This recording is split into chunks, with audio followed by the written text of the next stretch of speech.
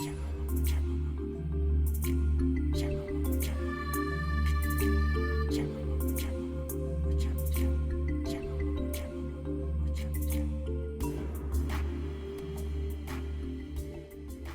the descent meeting the core, the root building blocks from which the very fundamental separate identity formed.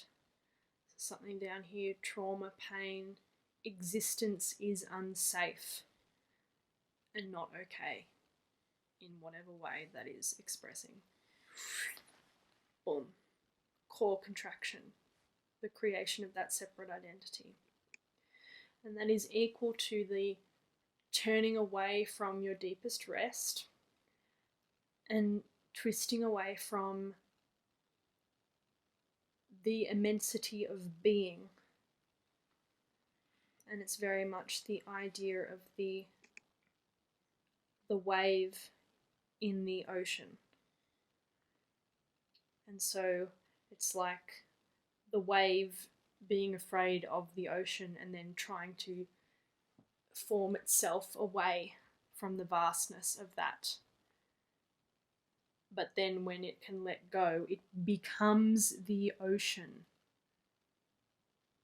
There is no longer the wave as something that we could describe as separate from the ocean.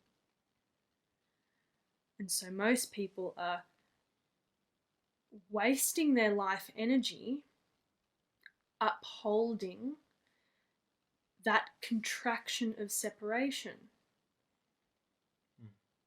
And in that movement, you're turning away from your power to create because you're moving away from your own source.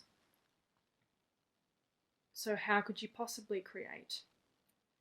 And so this is that basic, simple, subtle inversion that is the foundation of every human problem.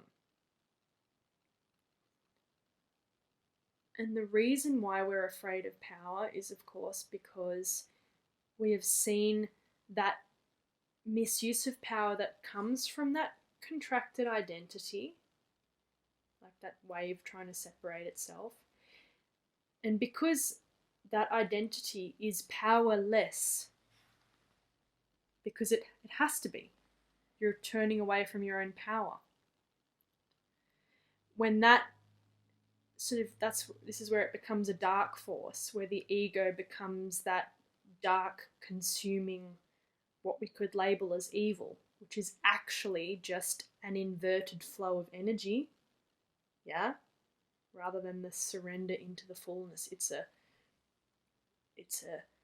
twisting away from my own source, and now I need to consume externally to feed myself, because I'm not connected to my own source. And so that's where addiction and greed comes from. And so people who abuse power, and even these people that we can call, okay, the wealthy elite, shadow government, or whatever this is, these people who are the powerful elite running the world. But they're actually the most powerless people, because they're completely lost, completely forgotten in terms of their own relationship to their own source. And so the only thing that ego, that separate identity, the wave, can do is, well, if it refuses to die, of course, is then try and grab on and this is where the destruction comes from. And the abuse of the creational force, the abuse of actual resource, rather than your creating from the infinity, from your infinitely abundant source as the life energy, having to then consume it because you're not plugged into your own source. we of course have to meet in that death process all of what we've spoken about and that we all know. We have to meet the helplessness. We have to feel these very real places where we do feel completely powerless and hurt, and these parts of us that are very identified with a sense of existence is bad, painful, gonna get me. And as that drills out, it's like what we were talking about yesterday with opening space, drilling out the hole into the earth through the bottom of the body. As that gets drilled out, we make more space, we can hold more energy. And that becomes your capacity to kind of be a bigger wave. Yeah? And then you can move from the wave and become your own body of water. And that dam or river or lake or something can be like a central ecosystem as it gets larger and larger and larger. So with that, we really need to own and take responsibility for the fact that we are not separate, and we have to deal with our feelings of separation. And that even though we feel separate, and there can be that wave trying to be separate from the ocean, it can spend a lot of energy causing a lot of damage doing that, but it still can't, it's like you cannot get away from the fact that you are the ocean, even if you want to believe that you're separate. And so what that means is that if you're not creating consciously in alignment with being, then you are unconsciously creating from your separation.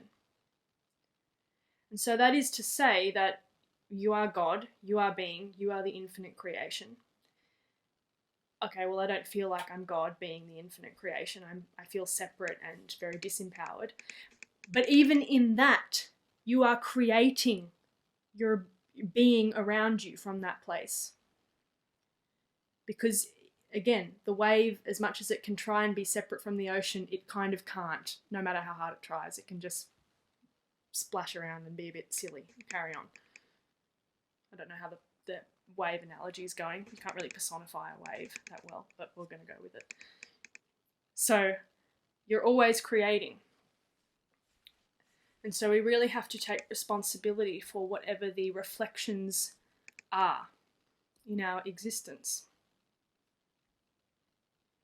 Even if we feel a victim to those circumstances, even if we're playing a role of being attacked or being shut down by some aspect of existence. We really have to see and take responsibility for the fact that this is a fractal, reflective mirror universe, and that our unconscious is always going to be brought back to us.